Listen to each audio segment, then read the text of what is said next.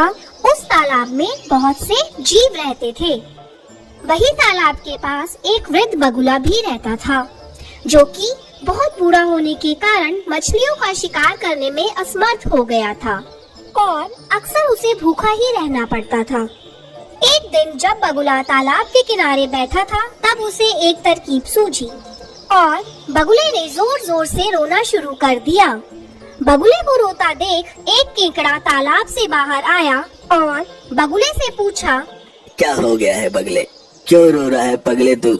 ए केकड़ा भाई, मैंने एक आकाशवाणी सुनी है कि इस तालाब का पानी जल्द ही सूख जाएगा और यहाँ के सभी जीव मर जाएंगे। बस इसीलिए मेरी आंखों में आंसू हैं। और अम्मी जान कहती थी कि हो सके तो किसी का भला कर दो। अच्छा है। केकड़े ने यह बात तालाब में जाकर सभी को बताई और सभी जीव इकट्ठा होकर मदद लेने बगुला के पास आए और बगुला से बोले, अला बगला भाई, क्या आप हमें सुरक्षित स्थान तक पहुंचा सकते हैं?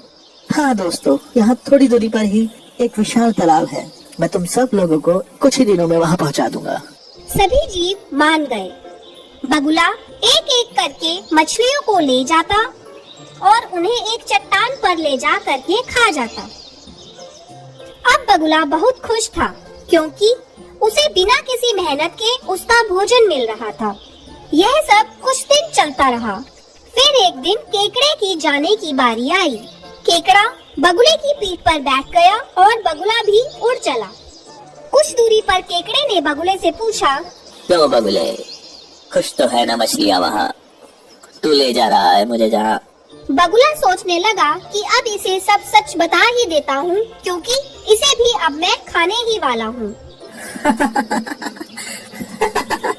नहीं बच्चे, मैंने तो झूठ कहा था। ऐसा तो कोई तालाब है ही नहीं। और हाँ, जो मछलियाँ मैं ले गया था वो सारी मछलियाँ मेरे पेट में खुश हैं। और अब तू भी वहीं जाने वाला है। केकड़े ने सोचा, यदि यह दुष्ट बगुला जीवित रहा तो उसका और तालाब के सभी जीवों का जीवन संकट में आ जाएगा। यह सोचकर केकड़े ने अपने तेज पंजे बगुले की गर्दन में गाड़ दिए। ये तूने अच्छा नहीं किया बगुले, अब मरेगा बगुला। बगुला धरती पर जा गिरा और मर गया।